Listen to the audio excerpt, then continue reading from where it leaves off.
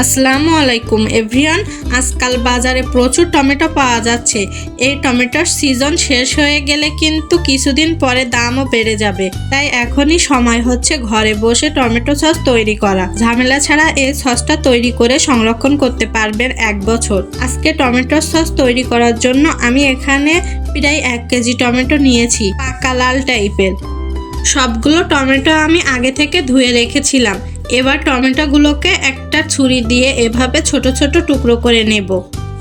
যে কাজটা আপনারা বটি দিয়েও করতে পারেন, আর অবশ্যই টমেটোর মুখের অংশটা বাদ দিতে হবে। তো একইভাবে আমি সবগুলো টমেটো টুকরো করে নেব। সবগুলো টমেটো কেটে নেওয়া হয়ে গেছে। চুলায় প্যান বসিয়ে কেটে নেওয়া টমেটো টুকরাগুলো দিয়ে দিচ্ছি। আর এখানে দিয়ে দিচ্ছি 3টা ছোট সাইজের রসুনের কোয়া, 2 টুকরা আদা আর একটা পেঁয়াজ।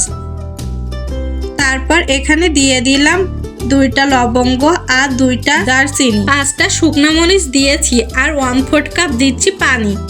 তারপর ঢাকনা দিয়ে ঢেকে মাঝারি আঁচে কিছুক্ষণ প্রথমে সিদ্ধ করে নিতে হবে। আর কিছুক্ষণ পরে দেখা যাবে অনেকটা পানি উঠেছে।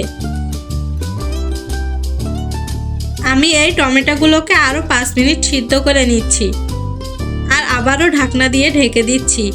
এখন টমেটোগুলো পুরোপুরি নরম হয়ে গেছে আর গলেও গেছে। এখন চুলাটা বন্ধ করে দিতে হবে। তারপর এগুলোকে ঠান্ডা করে নিয়ে ব্লেন্ডার জারে দিয়ে ব্লেন্ড করে নিতে হবে।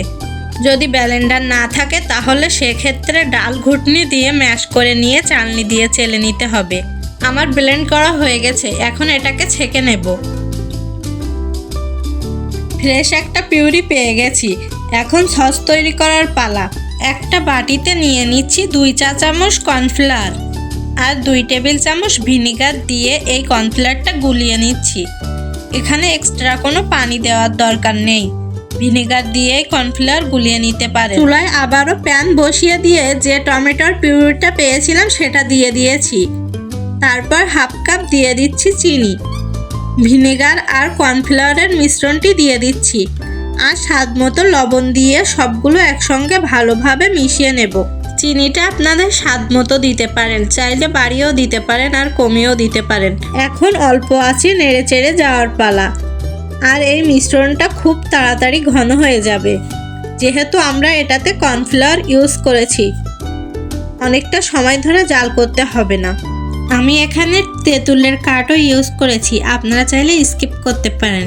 আমার সসটা এখন জাল করা হয়ে গেছে আর একটা বাটিতে নিয়ে চেক করে নিচ্ছি এটা পানি পানি দেখাচ্ছে কিনা। সসটা একদমই ঠিক আছে। এখন ঠান্ডা করে বোতলে ভরে নেওয়ার পালা। আর এই সসটার ঘনত্বটা খেয়াল করেন, খুব অল্প সময়ে এই টমেটো সসটা তৈরি করা যায়। আপনারা চাইলে আরও বেশি করে বানিয়ে সংরক্ষণ করে নিতে পারবেন 1 বছরের মতো। আশা করছি আজকের এই টমেটো সসের রেসিপিটি আপনাদের কাছে ভালো লেগেছে। ভালো লাগলে আমার চ্যানেলটি সাবস্ক্রাইব করবেন। আল্লাহ হাফেজ।